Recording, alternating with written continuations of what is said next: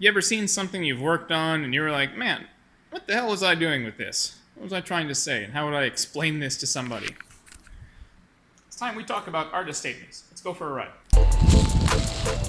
For many years, I've been told by very important people that for artists that take their work seriously, that they need to have an artist statement, especially if they want to apply for galleries, grants, that sort of thing.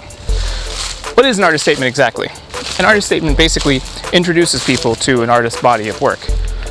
In just a couple of short paragraphs or sentences, tells them what it's about, how it's presented.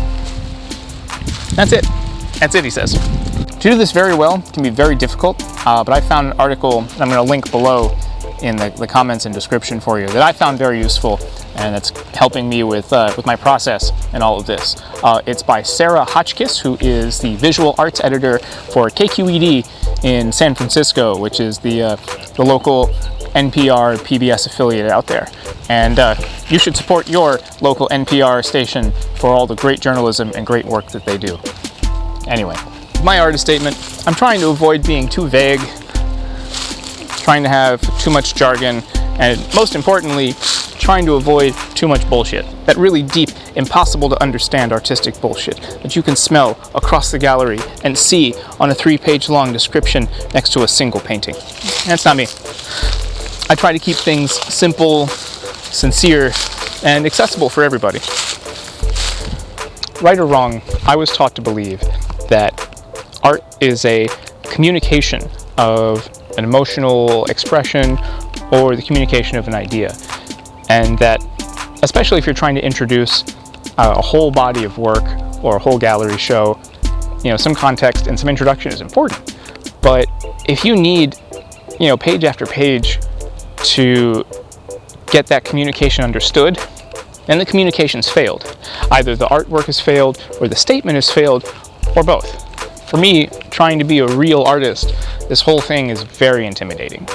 Because this isn't for any particular gallery or show, this artist statement here is for my body of work in general. So it's a little bigger and a little more comprehensive than a specific for-project artist statement. I've been working on it for a while to try and get it to be as short and concise as possible, and it's quite the project. And I've used some writing advice, and if you know who said this quote, please let me know. But the best writing advice is eliminate a word until you can't. Anyway, my artist statement. Here we go. I've got it written down here. If you couldn't tell, I've been checking my phone for notes because it's hard enough to write about these things, let alone speak to a bunch of strangers about them. So to keep my thoughts together, I've written all of this down. I appreciate your patience. I have 2 bodies of work. First, Buena Vida is a documentation of death and entropy as defining shadows in a world of light I find incomprehensibly beautiful. I make record of ghosts, of monsters, fears and anxieties, of rust and rot, and elevate these often overlooked elements for a more complete description of our existence. I'm a documentarian in painting, illustration, and metal. My other body of work, Cement Safari, is photojournalism and the paintings and drawings it inspires. This work comes from the real world of here and now. I capture landscapes, cityscapes, and portraits as I explore the concrete jungle. Occasionally, I find beautiful decay, cemeteries, or other darkness that inspires my Buena Vida work, but is worthy of photography on its own. Writer-philosopher Alan Watts said that you cannot separate a picture from its background, nor can you have an illuminated figure without shadows to give it form. One is just as important as the other. I want to show people beautiful death and entropy, not to highlight something bad versus good, but to show what is as a part of what is. I want people to think about death as much as they do life. I want you to think about what there is before life begins and what's there after it ends.